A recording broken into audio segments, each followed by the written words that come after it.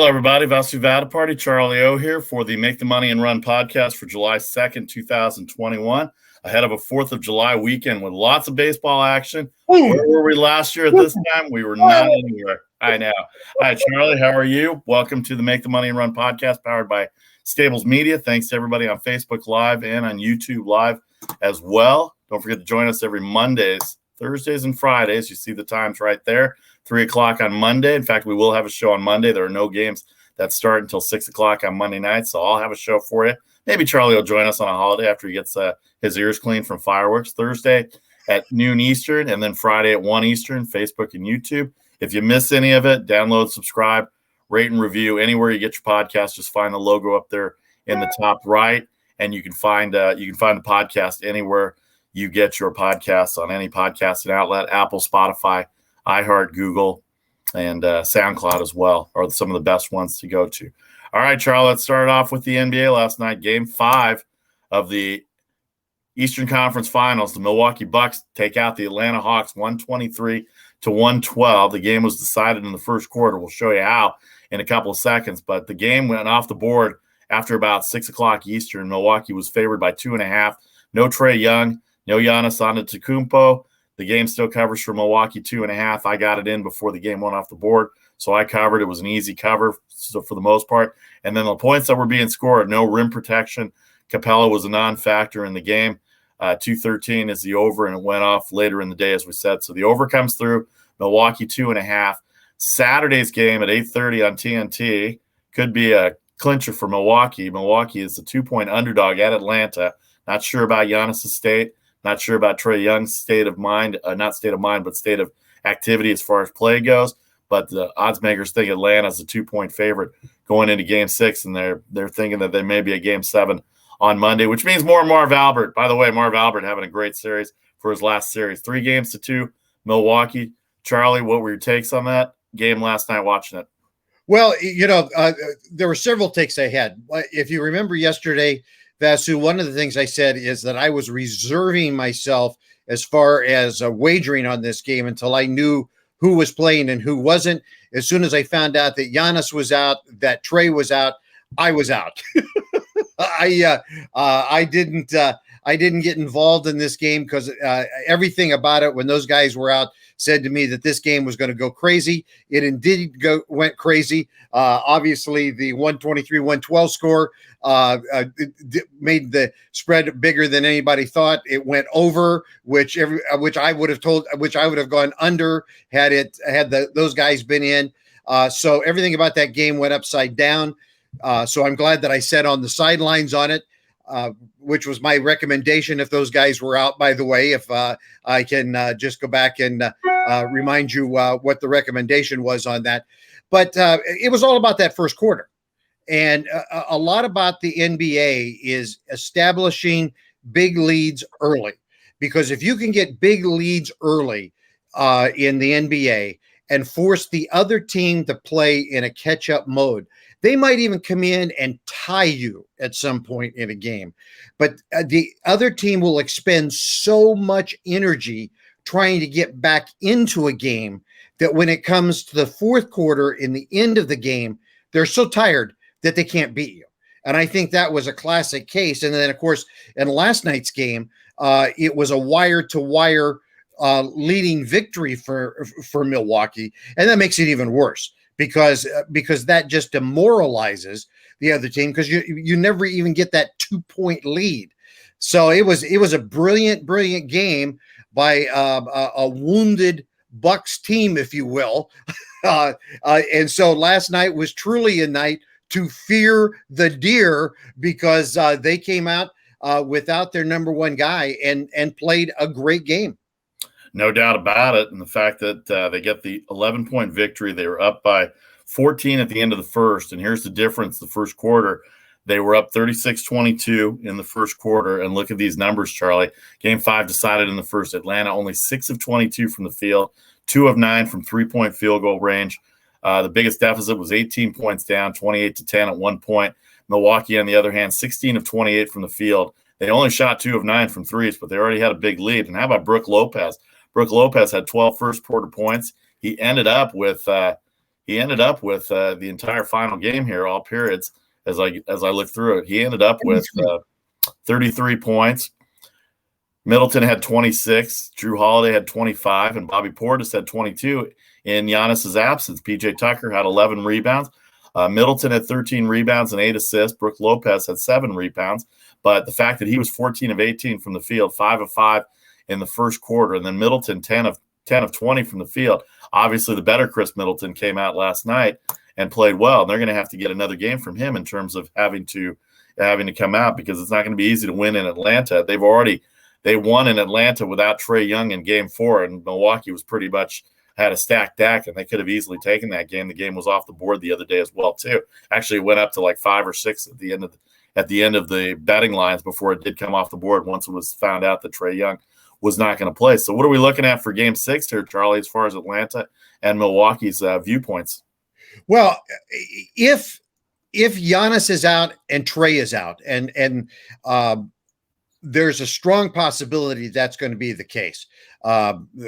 Everyone that was talking on the broadcast last night, as I was listening particularly to Brett Berry, who's pretty well connected on the inside to things. He thinks they're both very, very iffy.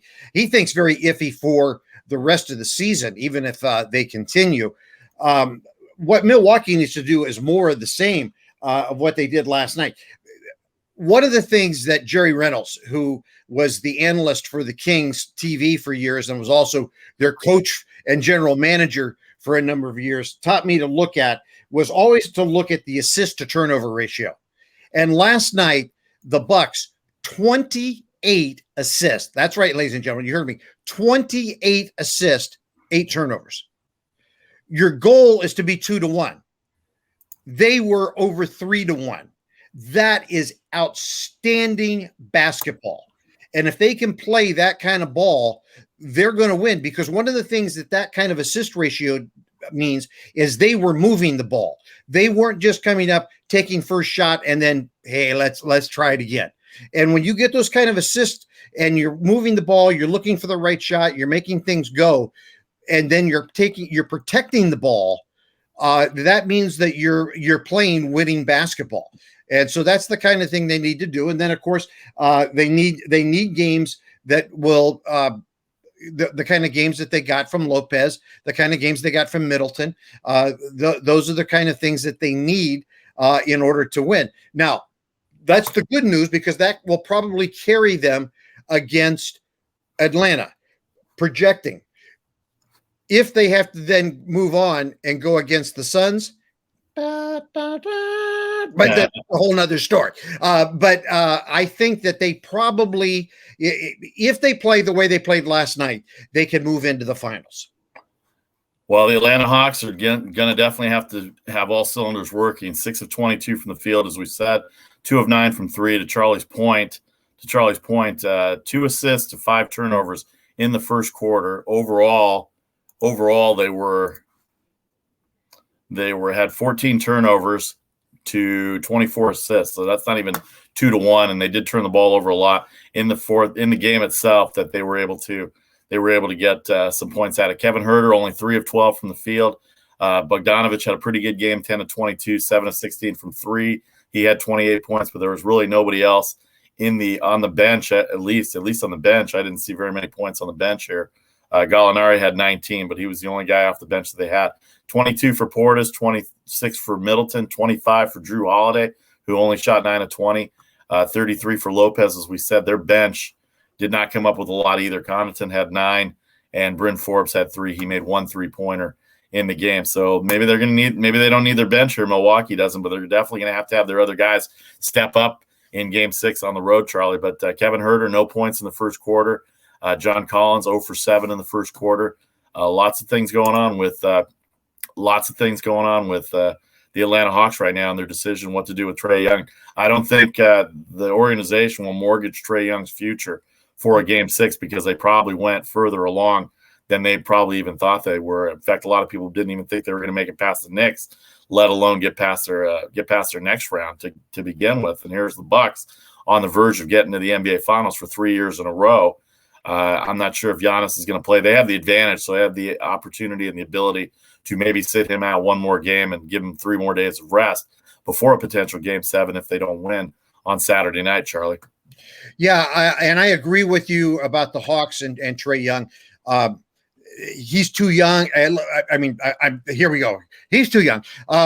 He's too young and too valuable to the future. And you're absolutely right. I mean, when you think about the Hawks, Nate McMillan is still the interim head coach. Okay, so no, they weren't supposed to be anywhere close to being here. So no, they're not going to take a chance with him, and nor should they. The people of Atlanta are thrilled, and this is not the last time they're going to be there. They're going to build and add to that franchise because now they have a glimpse of what they have. So they're not going to take a chance with him. On the other side of the ball, with Giannis, I don't think they're going to take a chance with him. Again, back to Brent Barry, he said that he is concerned on whether Giannis is going to be able to go the rest of the season. These soft tissue issues, you hear that, you go, oh, soft tissue. Well, that can't be too bad. Well, no, they're really bad. Because it's soft. They don't heal quickly. And I've heard guys say they'd rather have a broken bone than soft tissue. No doubt. Because they don't heal as quickly. And we've seen a lot of those soft tissue injuries coming down through the playoffs.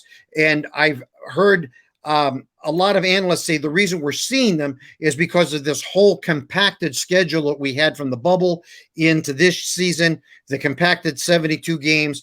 And one of the analysts said, and we're going to see it again next season because we still are going to have compacted seasons, even though we're going to have a full regular season next year. They're going to be into next season sooner than what we'd like. And some of these guys are going to be in the Olympic Games and all of those kinds of things.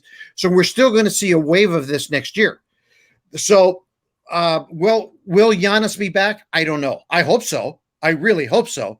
Because I think a healthy Bucks team with against Phoenix would be entertaining, but I don't think either team is going to take a chance with those guys. I'd like to see who guards DeAndre Ayton in the middle there because their rim protection is a little soft right now with Brook Lopez being there. Can Giannis covering Ayton maybe in the middle too, or getting out on one of the forwards with Crowder and Miles Bridges. Mikal Bridges out there to be able to guard them. It'll be an interesting series if, in fact, it is Milwaukee that goes on. Let's move on to Vasu Vaddiparty, Charlie O here. Make the money and run every Monday, Thursday, and Friday. Say hi to David Andrews. David Andrews with the comments out there. Appreciate the nice comments. We will pass along hellos to Casey as well, too, for you, David. Thanks for all the nice words and support, not only for us, but also for Stables Media, as we are powered by Stables Media. All right, we talked to Milwaukee Bucks. We talked to Atlanta Hawks. Let's talk a little Phoenix Suns now. 2 days after they clinched the Western Conference Finals, they're kind of resting up right now. Chris Paul's shoulder looked pretty good the other night with 41 points.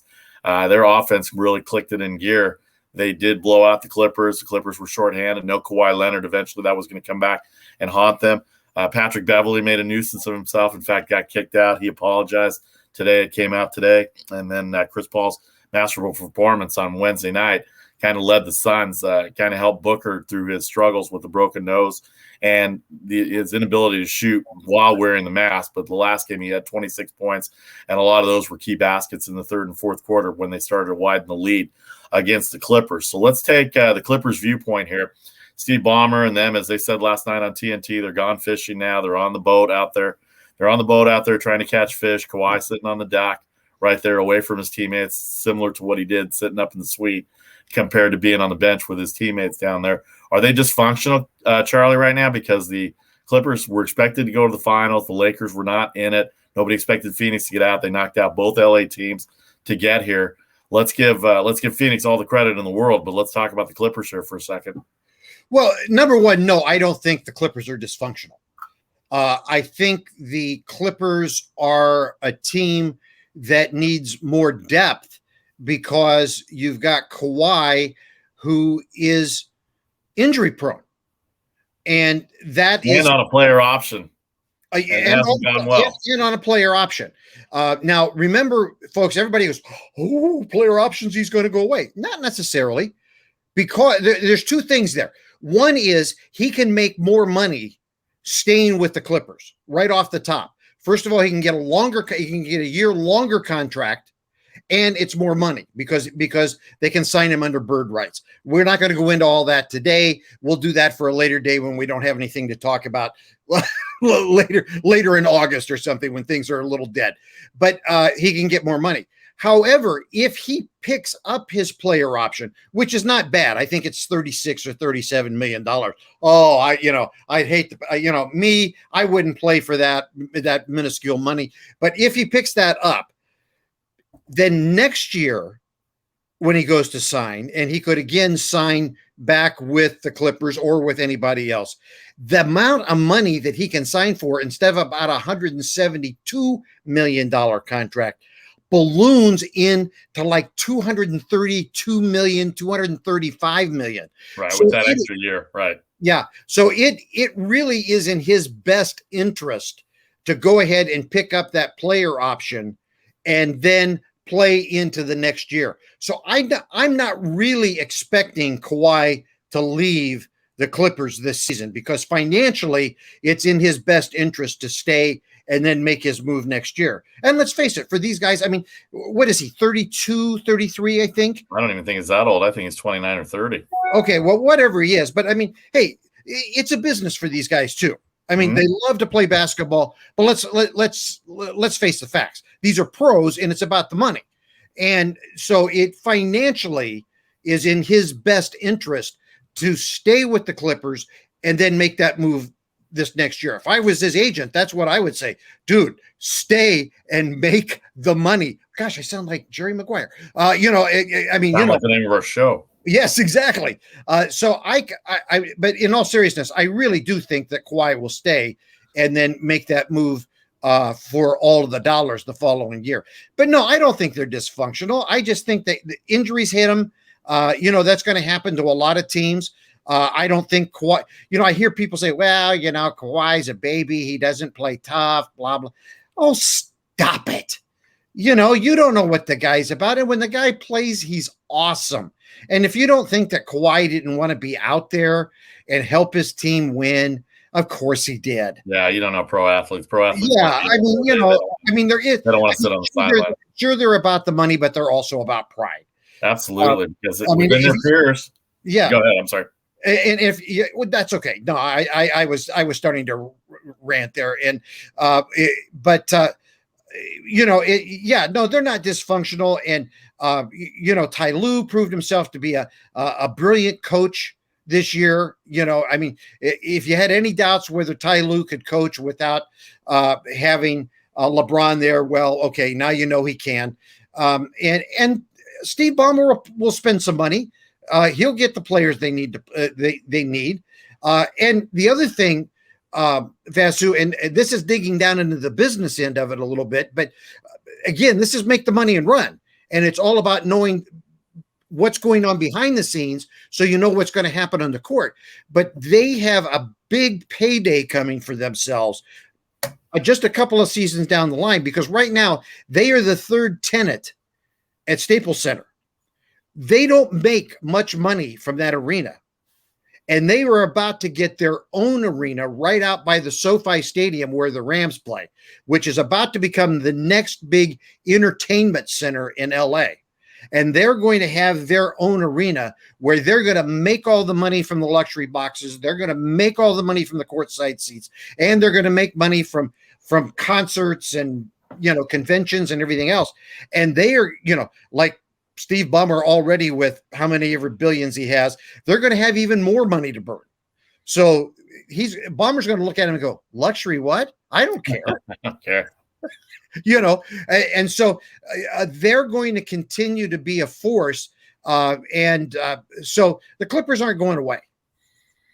How about the fact that Kawhi Leonard's going to get $36 million? To me, that's a bargain considering what they're going to pay Ben Simmons in Philadelphia, considering what the issues are for Ben Simmons, who, by the way, is not going to play in the Olympics for Australia. He's going to work on his game this summer, which I'm sure makes the Philadelphia 76ers very happy that he's going to stay in town and work with a psychologist or a shooting coach or whatever he needs, because this would be the Philadelphia 76ers going into the NBA Finals. If Ben Simmons had taken more than 4 shots in Game 7, I will go to my grave saying that from this day forward all the way on, that you cannot win with one guy in the NBA. They tried with Joel Embiid. Mm-hmm. Ben Simmons didn't take the shot. Seth Curry is not prime time yet.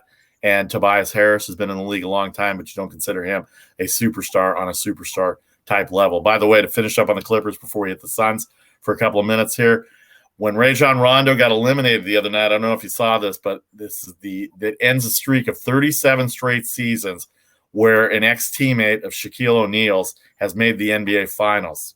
How about that? What? How about that little nugget for you there, right there? 37 straight years for Shaquille O'Neal's teammate of Shaquille O'Neal to reach the NBA Finals. Former, current, whatever. Yeah, that's mad. That's 37 years, and I'm 53, so that goes all the way back to 37, 2020, 1983 for me in terms of what that means. But 37 years with an ex-teammate of Shaq to reach the NBA Finals, and that streak is over with Rajon Rondo being eliminated with the Clippers on Wednesday night. All right, let's talk about the Phoenix Suns here before we go to break here a little bit. Phoenix Suns, 4 days off. They've got Chris Paul, the shoulder. Booker trying to get his shooting touch back a little bit, either with or without the mask. And DeAndre Ayton's been really, other than Chris Paul's night the other night, DeAndre Ayton's been the best player on the court. Of course, Booker had his 40 in Game 1, and from a shooting standpoint, he's done everything that he can.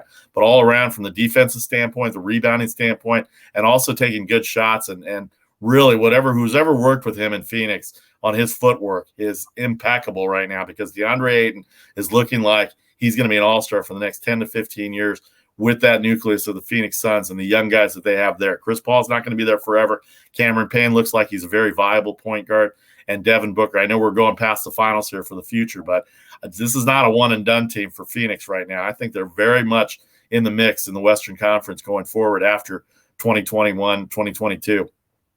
Yeah, absolutely, Vasu. And one of the things that's so amazing, and of course, a lot of this has to do with Chris Paul, but still, they have made the turnaround so quickly. We knew Booker was great. And I think everybody that watches basketball was frustrated for him because, frankly, I really thought for his career to blossom, he was going to have to get out of the Valley. I really did, because they just weren't doing anything around him to help him. And I thought, man, for this kid, I felt like he was in purgatory. I really did. I just said, they got to get that kid out of there so he can shine, because people didn't know what a player he was. And Ayton looked as bad as Marvin Bagley, the third kid, who was the number 2 pick in his draft, and is with the Sacramento Kings. They both looked like big time top draft pick bust. And I can't think of the guy's name, but they brought in an assistant coach last offseason just to work with Ayton. And this guy, he is like the miracle worker, because Ayton is not the same player that we saw over those first 3 seasons. Not in the very least. And now we can look at him and go, okay, now we know why the Suns drafted him number 1. I remember talking with a writer from the Arizona Republic about Ayton and whether or not he should be a number 1 pick. And he kept telling me, he said, look, this kid has got all the potential to do it right in the NBA. And then I kept watching him play, and I'm going, I'm never calling that guy again, because he doesn't know squat about what he's talking about. And now I will call him again. It's really amazing to see the turnaround for him. And it really is about supporting cast that has stepped up as well. But Booker, what a tough guy. Doris Burke the other night on the ESPN radio broadcast did a word visual description of Booker's nose after he got hit that in that game and went down, just describing what his nose looked like. And folks, if you don't think that guy isn't a tough man who plays the game of basketball hurt, you're nuts. I mean, it's green and blue, and I mean this poor kid's going to have plastic surgery after the season, because he's out there playing, and if you've ever broken your nose, which I had never done, well, I know you have, but I had never done it until last year. I don't even going to tell you how I did it because it's embarrassing, but my nose still hurts. It still hurts. And it's one of the most painful things you can do. And for him to be out there and getting beat up underneath the bucket, playing that way without that mask on, amazing. So how do we look at this? So let's look at the I want to look back at Wednesday real quick because we talked about Phoenix, Atlanta, and Milwaukee. I think Phoenix still has the best defense left. So I'm looking at it right now. This is 63% shooting in the first quarter to 50% for the Clippers on Wednesday. 33-29, they outscore them. The second and third quarters were kind of nondescript. It was a close game. Here's where the difference is, and they closed out. You want to talk about Mariano Rivera-type closeout numbers. They shoot 14 of 22 in the fourth. They get 15 rebounds. They get 3 assists.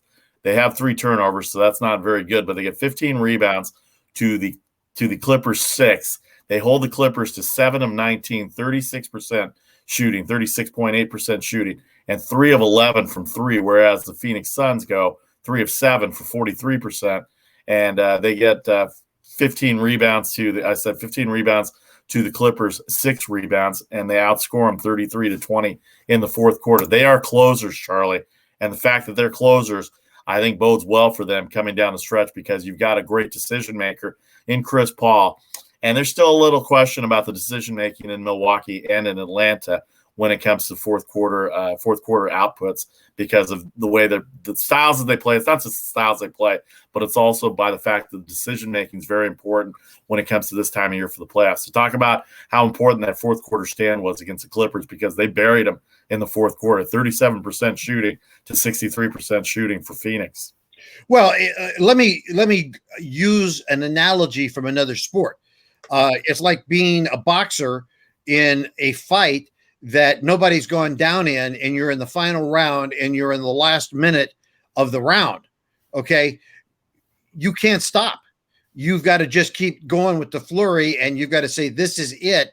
I've just got to keep pounding. Now I've got nothing to lose. I'm just going to keep going. Well, that's what they did. They just said, okay, this is it. We've got to put them away. And that you got to go for the knockout punch. And that's what they did.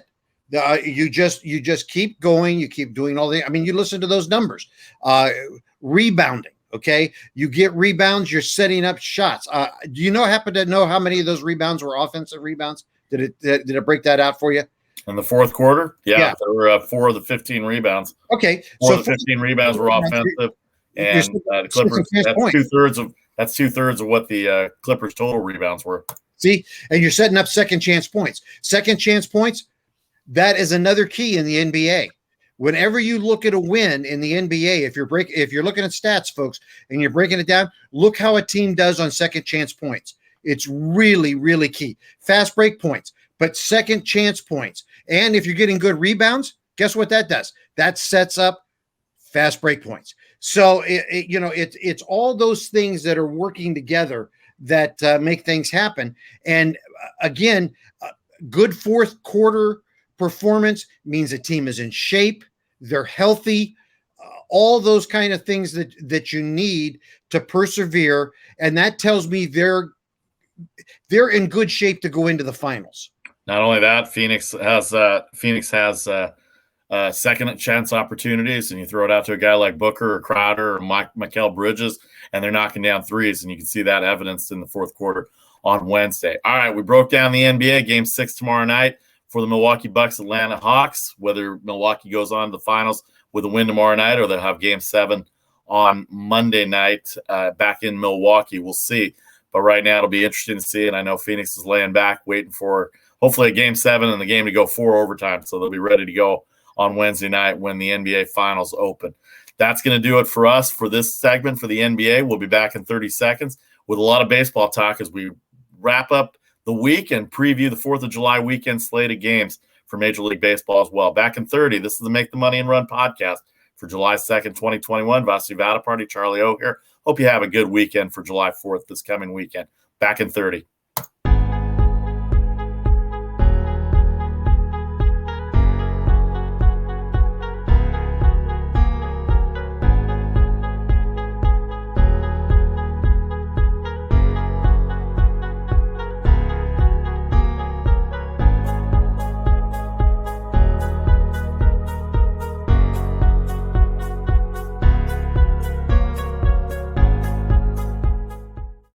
Welcome back. First half of the show done. Second half coming up. A lot of baseball to talk about as we get to the July 4th weekend. I think this is pretty much where everybody realizes and starts to think about baseball from the second half. Vasu, Vaddiparty, Charlie O here.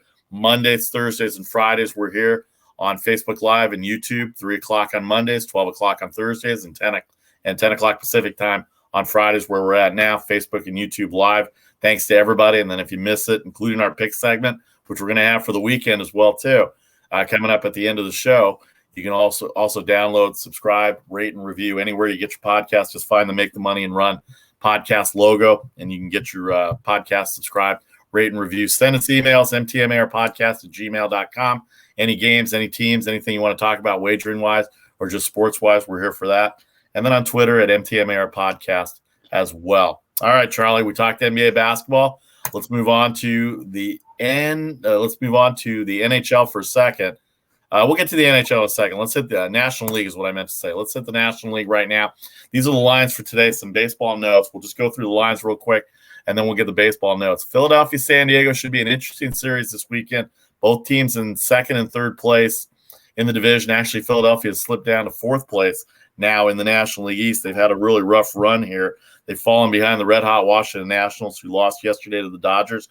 And Atlanta beat Jacob deGrom, a shocking turn of events yesterday, as they say, because Jacob deGrom gave up the most earned runs in this whole year. He gave up 3 first-inning runs, and that's unbelievable to me. But the Atlanta Braves are 3.5 back, Philadelphia 4.5 back, still in it. And, of course, Washington 2 back of the Mets, who have a tough time scoring on offense right now, and they're going to be in New York. We'll get to that game in a minute. New York, obviously big interleague series this weekend. And the game's not even on a Fox tomorrow. I can't believe that the Yankees game's not on Fox tomorrow. But the sign of the times, I guess. They are on Sunday Night Baseball. They are on Sunday Night Baseball. They'll never miss that, of course. Philadelphia 118 with Zach Wheeler, Chris Paddock. Padres got walked off last night. Milwaukee, the hottest team in baseball. At Pittsburgh, Adrian Hauser, JT Brubaker, the best pitcher for the Pirates right now. Don't underestimate the Pirates when Brubaker's on the mound. Dodgers favored against Max Scherzer in Washington tonight with Julio Urias. Max Scherzer, 8 the total there. Cincinnati walked off San Diego, as we said. They got the Cubs, who are ice cold right now. Chicago has lost 6 in a row. Sonny Gray goes against Alec Mills, 153, 9.5 the total. Hot and humid in Cincinnati, as Charlie always says, on July 4th weekend. So 9.5 is going to fly. Yeah, 9.5 for the total for the Cubs and Reds. And then Atlanta with Drew Smyly and Pablo Lopez. Miami in last place, but that's not a very high line for Drew Smyly, considering they just come off 2 of 3 from the New York Mets. 114, 9 the total. Pablo Lopez, the best pitcher for the Marlins. He and Trevor Rogers have been it for the Marlins this year. From a pitching standpoint, offensively, they haven't done very much, but they're getting a little respect tonight in Atlanta for Drew Smyly. 114, 9.5. The rest of the NL schedule has Colorado. The St. Louis Cardinals are ice cold right now. You think Colorado would have helped them a little bit. They go 5-2 loss to the Rockies yesterday. Colorado even favored today with Chichi Gonzalez and Johan Oviedo going for St. Louis. Nolan Arenado, in his return, they had a nice tribute for him before the game. The game was delayed for a few minutes for a nice video, a nice tribute. He goes 0 for 4, and the Cardinals don't do anything in Colorado. Traditionally, they've had a good time. And the Giants have lost 4 in a row. They have Alex Wood, who's going tonight. He's been struggling his last 4 starts. He gets Zach Gallen, who last pitched against San Diego on Sunday. 141 for the Giants, favored. 4 games in a row they've lost. The NL West is tightened up. Alex Wood and Zach Gallen going today. Charlie, the National League, on your takes. Yeah, well, I'm excited about the Subway Series just because the Subway Series is fun. I mean, the city, the whole New York area goes nuts when that thing happens. One of these days we're going to get a World Series that's going to involve the subway, and then we'll all go crazy. I mean, we know what, being in Northern California, we know what it's meant when we had a Bay Bridge series, and we can't wait for it to happen again. Although we'll do it sans an earthquake. We don't need that again, but that'll be something that we'd like to have. But yeah, it's going to be a good weekend. I mean, the 4th of July almost is and you made a reference to it, is almost like another opening day for baseball, because everybody's paying attention to what's going on, because other things are dropping off, and now baseball gets to come into the spotlight. Hopefully it'll be a good spotlight. They're trying their best not to make it be that, but I think the players and the play will make things happen. What do you like in the National League? What are you looking at? Some of the best series in the National League. Well, I like this Dodgers. I like this Dodgers Nationals series. I think that's an interesting one. I think that matchup of the pitchers is pretty good, and I think that'll be a good one. I'm also kind of watching that Astros Indians series just because. It's, even though it's an interleague deal, I'm interested to see whether Cleveland or not can bounce back in that. Houston's not been playing great, although they got, they did really well last night. Altuve had a big slam in that thing last night. But I'm interested to see whether Cleveland can get back into things. Cleveland's been falling back after looking really well, and they need to do well. So it'll be interesting to see whether they can do that against an Astros team that's not doing well. I'm interested to see what the Braves can do against the Marlins. The Braves have all of a sudden been going, hey, we're here, and they're kind of out there. But the Marlins, and you mentioned it, even though the Marlins are in last place, they're not in last place by that much. And they've got a plus 21 run differential. So they're a viable team. And so it'll be interesting to see what they do in that series as well. I'll be watching that one. St. Louis and Colorado. What is up with St. Louis? Yeah, I don't know. They're 9 games back. They're 4 out of the last 10, minus 45 in the run differential. They're under 500, and they're losing games right now that they probably shouldn't lose. They lost 3 out of 4 to Pittsburgh last weekend. That doesn't help when you've got a team in the National League Central that has won 9 in a row and has increased their lead by 6 games on the Cubs and the Reds. The Reds have 5-5 in their last 10. Cubs are minus 2 in run differential. The Reds got the walk-off last night, so they're on a 1-game winning streak. They get San Diego tonight as well. I'm sorry, they get Cincinnati. They get Chicago, so it's kind of a big division matchup right there, because they're all fighting for that one of the 2 wild card spots right now.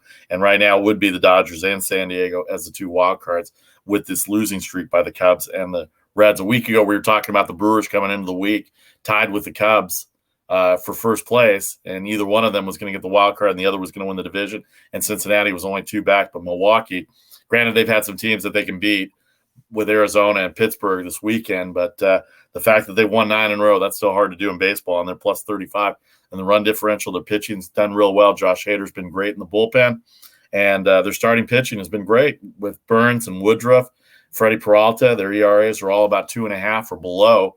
And you're going to win with that, even though your team offense coming into the week was only hitting 210. That's gone up a little bit against Arizona and Pittsburgh this week. I'll be interested in the Philadelphia-San Diego series, as I said. San Diego right there in the NL West. Philadelphia only 4.5 back in the National League East. Milwaukee-Pittsburgh, obviously, this 9-game winning streak has put them in the forefront. Their second best record in the National League right now at 49 wins behind the Giants and the Dodgers, who both have 50. And the Padres are tied with them at 49 wins. And then Washington Dodgers, of course, I'm a Dodgers fan, but they're right there, half a game back of the Giants. And Max Scherzer an underdog at home, so I'll be interested to see how that goes. And Cincinnati, you can never figure out which Cincinnati team you're going to get from one weekend to the next. So, and you know that better than anybody, Charlie. And then Atlanta and Miami, Obviously, Miami trying to get back in at only 8 games back. And then Colorado, St. Louis. Colorado plays well at home. They're close to 500 at home, and they give some teams a rough time. And how about the Giants here in Northern California where we are? They've lost 4 in a row, 3 in a row. The last game of the series last weekend, the 2 games to the Dodgers in L.A., and now losing 5-3 to kind of a, really a rough Arizona team, but give Arizona credit. They pitched well last night. Merrill Kelly has been pitched probably as well as anybody for Arizona in that series, Charlie. As far as the rest of the National League, let's keep it in the National League before we get to the American League. Yeah, and I'm interested in this Giants Diamondbacks series. Not that I think it's going to be great baseball, but I'm interested to watch it to see what the Giants do. And Vasu, you know this because being a Northern California guy and being a Dodgers fan and always watching what the Giants are doing, the Giants do not traditionally play well against the Diamondbacks in Arizona. It's kind of like they go in there and it's like the A's going to Texas. The A's go to Texas and it's like they lose their minds. It's like, are we supposed to play baseball? Well, it's the same thing with the Giants going to Phoenix. They get in that ballpark and it's like, oh, it's got a roof on it. There's a swimming pool. I mean, seriously, it's kind of like they lose their minds.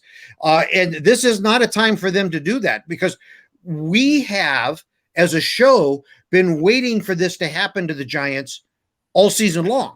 Because we have, not just us, everybody in baseball has been going, who are these guys and how are they playing this kind of baseball?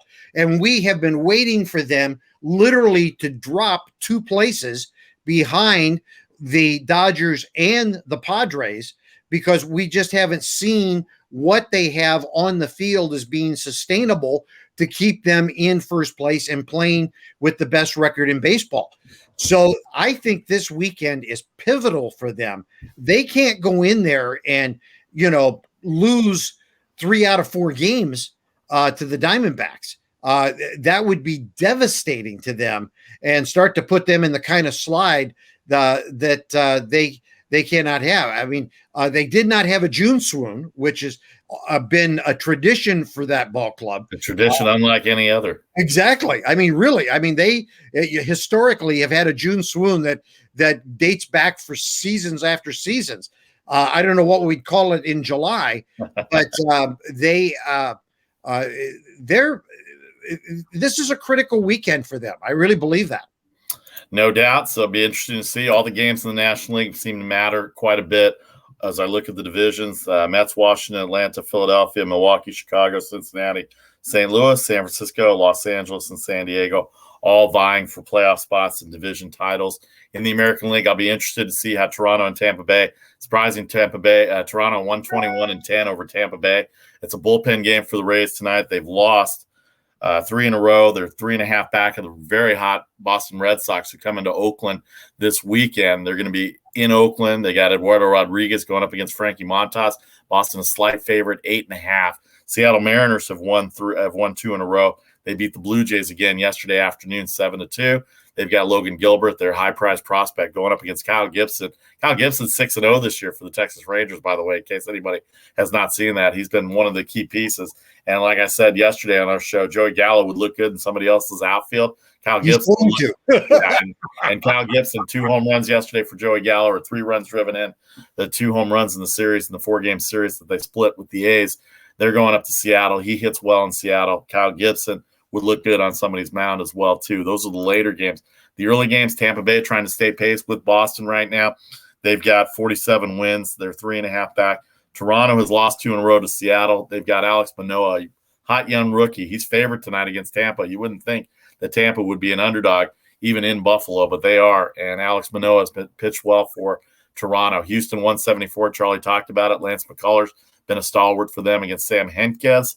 174-9 the total. The White Sox at Detroit. Now, don't underestimate the Detroit Tigers. They've won 7 out of the last 10. They've won 2 in a row. They're still minus 69 in the run differential, but they are 9 games under 500, 36-45, and we didn't think they were going to get past 60 wins this year, and they're well on their way to 65, 70 wins. They've got some good pitching. Casey Mize, their young prospect, going tonight against Lance Lynn. That's going to be a good matchup. Casey Mize, Matt Manning, and Matthew Boyd, the three best things right now. They've got three good starters. If they can get any offense on the days that these guys start, it's going to be a tall task to stop the White Sox this weekend, but they can really put a dent and help Cleveland's chances at home this weekend. And Detroit fans that followed that team for years have really struggled with that team for years. But right now they've got some arms that are going to keep them engaged for the next 5 to 10 years if Casey Mize and Matt Manning develop the way they're looking to develop right now. Kansas City, Minnesota. Kansas City has lost 9 in a row. They got beat up by Boston. Minnesota. Rocco Baldelli watch on for Charlie. I know. 113-10 the total. Jay Happ might be on somebody's radar as far as a trade deadline. And then the Angels, they didn't play yesterday. They got postponed against the Yankees. So Griffin Canning, who's got a good arm, they're going to play the Orioles. The Orioles have won 3 in a row, including 2 against the Astros. So they're nobody to take lightly. Keegan Aiken, one of their high top prospects, but they're 27-54, minus 109 run differential. Ohtani back in the lineup tonight. Griffin Canning. I can see the Angels at 173 being a pretty good bet tonight if they can swing the bats, because we know that they can go cold. And then, like we said, Boston, Oakland, the big series of the weekend. One of the 3 games on Fox tomorrow night. And then Seattle, Texas. Seattle still trying to stay in it at 6 games back, and the Angels at 9 games back. Charlie, you said Houston and Cleveland, other American League games. Obviously, Boston, Oakland, the other big series in the this weekend coming up for the July 4th weekend.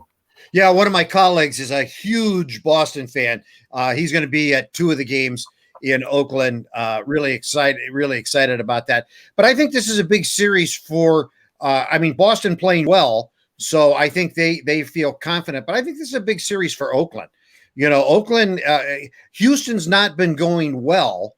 And this is a series that the A's need to do well in, because the A's have been, staying half game back, and they need to punch back through and get back into that number 1 position.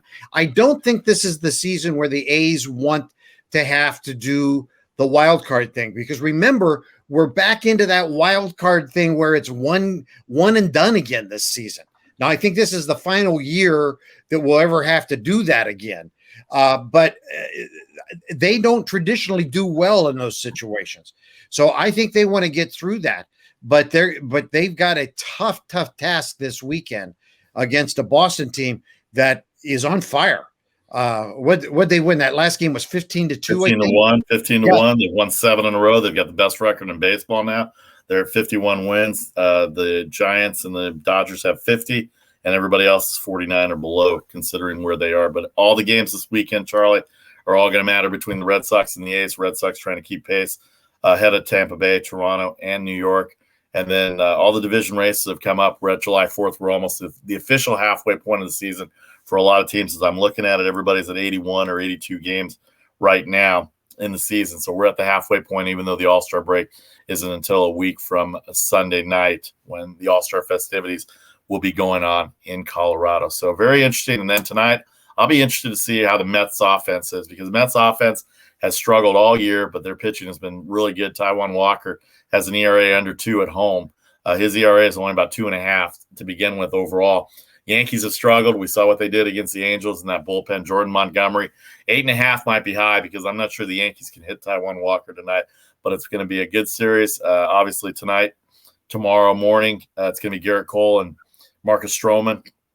And then on Sunday Night Baseball, they'll be the featured game on Sunday Night Baseball. But a lot of good baseball this weekend, Charlie. It's going to be a lot of fun, and we'll have a lot of fun with it as well. As we come back on Monday, we'll be able to talk how the weekend went now that we start the official second half of the baseball season. All right, we're going to wrap it up with our unfeathered, famous, worldwide, unsponsored picks of the segment. We'll be back in 30 seconds. We'll talk a little hockey too. This is the Make the Money and Run podcast. Hope you're enjoying your 4th of July weekend early if you can. If not, you'll have 3 days to enjoy starting tomorrow. Back in 30 with the Make the Money and Run podcast. Charlie Vasu here with you.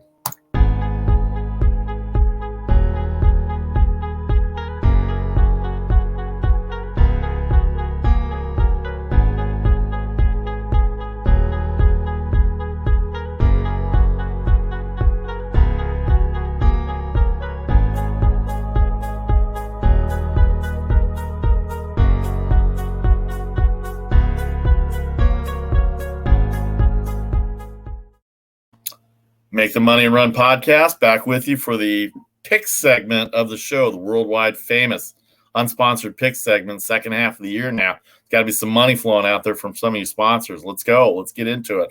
We need some of that money. We need some of the unsponsored. We need some of the untethered picks that we have right now for Make the Money and Run. So anybody out there want a sponsorship, feel free to contact us at MTMAR Podcast on Twitter, MTMAR Podcast at gmail.com. And of course, our social media pages. We're here Monday, Thursdays, Fridays.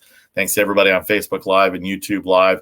If you miss any of it, including this pick segment, feel free to download, subscribe, rate, and review anywhere you see that logo on any podcasting outlet you get. All right, let's talk a little NHL. I don't have any notes for the NHL, but Tampa Bay going to start game 3 tonight. They're $1.35 favorite. The total is 5 in Montreal with Tampa Bay. The backline defense for Tampa Bay has been great. Kucherov, who was injured against the Islanders, didn't play in 2 of the games, ended up playing Game 7. That was the difference in Game 7 in a 1-0 victory last week. Montreal upset Las Vegas. Obviously, they're not going to be taken lightly now based on the fact that they upset the team that was favored coming into the Final Four. They're up 2-0. Montreal might get if they get Game 3 tonight, that sets up a really interesting Game 4 on Sunday night. But Tampa Bay is favored, Charlie. So Kucherov back, Vasilevsky playing great in goal. Their back line has been outstanding. They're out shooting the Canadians nearly 2-1 on shots on goal. And Carey Price has been great, standing on his head and doing everything he can to get them past Vegas. I think maybe it might be a little too much right now for Tampa Bay to stop them. Yeah, absolutely. And again, we've talked about it before. It's kind of a miracle that the Habs are in the Stanley Cup. For all of our friends north of the border, I wish the news were better. I don't think that it is. But Vasu, this is kind of the match tonight. If Montreal's going to get one, I think this is it. And this I think, I'm not telling them anything they don't know. Geez Louise. So if I were going to wager on this game, and folks, let me tell you, I am so out of the hockey loop. I used to cover the Sharks. I did for years, and I've been out of the hockey loop, good Lord, for a good decade. Okay. I still watch it once in a while just because I love to watch it, but I've been out of the reporting loop for a long time. But if I were going to play this match tonight, I would go the dog, because I think that this is the one that they could win, because they know if they're going to stay alive, this is it. They lose tonight, it's really bad. It's really bad. Down 3-0, it's not good. So I think this is the one they could win tonight. It'll be interesting to see 8:00 on NBC tonight as it comes back on the network. Game 3 tonight, Game 4 Sunday night on NBC as well, both at 8:00. And then if Montreal can get one, Game 5 will be on Tuesday night. But we don't expect it to go past 5 games. I think Tampa Bay has proven that they're a good team. If Vegas was here, I don't know, their goaltending for Vegas was kind of down. So the fact that Montreal got by them, I don't know if they would have had the same effect on Tampa that Montreal is not having on them as well right now. I think Tampa Bay was the team to beat, even though they were the second lowest money line price to win the Stanley Cup. So Tampa Bay with a 2-0 series lead. We'll give you an update on Monday as the series goes. It could be over by Sunday night, as far as we know. We could have a Stanley Cup champion on Monday as well. So Tampa Bay, Montreal, 8:00 tonight on NBC. All right, our world famous unsponsored pick segment, sponsored by nobody, listened by everybody, and actually we've been pretty good lately. So I'm going to let Charlie take it from here. Go ahead, Charlie. Okay, so you got your picks up. No, I'm just going to do it. I'm just going to do it with this pie hole. Oh, okay. All right. So we're going to start off with my picks. I've got St. Louis and Colorado. I am going to take the over 12.5 in this game. You've got 2 pitchers here tonight going on. Oviedo, he's got a 5.23 ERA. And then you've got Chichi Gonzalez, who has a 5.81 ERA. You're in Colorado in a summer night. Okay. Can you say, gone? This to me was my easiest pick of the day. Come on, really? That's an over for me. White Sox, Detroit. I labored on this one a little, just because Detroit does play well at home, but the White Sox are so hot that I'm going to take Chicago minus the 1.5, and then the Orioles at the Angels. I'm going to take the over 8.5. You know what? I'm riding the Ohtani train here. I really am. And I got to, Vasu, I know we don't have enough time to really get into this, and so I'm not going to do it now, but I'd like to hit it sometime next week. We need to look at the odds for MVPs, and we can just do it in both leagues. But man, if this guy keeps going the way he is, and I don't want to hear, well, we'll give him the Cy Young and give somebody else the MVP. This guy is a phenomenon. No doubt. But he's home runs, triples, stealing bases, doing everything else. So I'm going to ride Ohtani and take the over 8.5. No doubt. And in fact that he's faster than a lot of people think. And his pitching, he's still coming around on the pitching. He had a bad start the other night against the Yankees, so I don't think he'll be in Cy Young contention, but he'll definitely be in the MVP race. And we'll look at that MVP odds. Vladimir Guerrero, one of the candidates as well too, as he's vying for a triple crown as well. All right, my picks. I don't have a graphic for it, so no fancy stuff for the 4th of July. No fireworks for the picks this weekend. There's just good, solid picks. There you go. Good, solid picks for the weekend. I'm going to go with Zach Wheeler tonight and the Philadelphia Phillies. They're about a $1.17 favorite. Chris Paddock and the Padres, they lost in Cincinnati last night. Paddock been the weak pitcher on that staff, and I think Philadelphia at home will find a way to get it done. Zach Wheeler's been outstanding, 6-4 with a 2.20 ERA, and the games that he's lost have been games that he's lost 2-1, 1-0, and I think Philadelphia at home will score some points. I'm going to take the under in the Mets and Yankees game, under 8.5. Taijuan Walker has pitched outstanding. He's still in New York. It's not his home ballpark where he's under 2 with an ERA, but it is in New York, and Jordan Montgomery can get hit around a little bit, and the Mets will probably – their offense has struggled. They struggled in Atlanta against that terrible pitching staff yesterday. They couldn't even get 4 runs for DeGrom to get him a win yesterday. Jacob DeGrom's allowed 1 bad start a year apparently for him. He didn't get the loss yesterday, but he gave up 3 runs, the most runs he's given up all year. Just give that guy the Cy Young right now. And then I'm going to go with the Milwaukee Brewers. I'm going to take that back. I'm not going to take the Brewers tonight. I'm going to go with the Cincinnati Reds and Sonny Gray, 153 with the Reds tonight. Sonny Gray, the Reds are playing well. The Cubs have lost 6 in a row. This is a bad spot for the Cubs. This is not one of their better pitchers coming into the series. Charlie knows how that ballpark will play, and Alec Mills has not had any success in Cincinnati. And then I'm going to go with the Boston Red Sox tonight. Eduardo Rodriguez pitched really well at Boston against the Yankees last Sunday. He's got an Oakland A's team that's split with the Texas Rangers. This is a weak link for the Oakland A's with Frankie Montas going tonight, and I just got a feeling the Red Sox, a 7-game winning streak. Bats are going well. Oakland is not going to be that cold tonight, and they'll be fine handling the weather tonight. I think the Red Sox are going to win tonight. And then I'm going to go with the Seattle Mariners, who've won 2 in a row. They beat Toronto in Buffalo. They've got the Rangers coming in. I know the Rangers split with Oakland, as I just said, but I think the Seattle Mariners are going to take the Texas Rangers tonight behind their young phenom, Logan Gilbert, 2-2, 4.25. Kyle Gibson is 6-0 with a 2 ERA, but I think today he gets his first loss against the Mariners. And then on Saturday night, I'm going to go with the Milwaukee Bucks. The line came out plus 2.5. I think the secondary players are better for Milwaukee than they are for Atlanta, assuming Trae Young and Giannis do not play on Saturday night. I like the way Milwaukee played yesterday with Lopez and Middleton. Drew Holiday, even P.J. Tucker contributed with 11 rebounds. Neither bench has done anything this entire series except for Gallinari, and Kevin Huerter has not played well the last 2 games, and he's a big key. John Collins also as well. So that's the picks for the weekend. We'll have picks online Saturday and Sunday for you. Don't forget, on Sunday, July 4th, the Nationals will start their game at 8 o'clock on the West Coast with the Dodgers. Good luck getting up early for that one if you're on the West Coast. Bagels and baseball, baby. Bagels and baseball. Bagels and baseball on Sunday. So those are some of the – we gave you all the matchups for the weekend. We gave you all the baseball. The NBA is all set up. The NHL all set up. Gave you some notes to look at to make the money and run.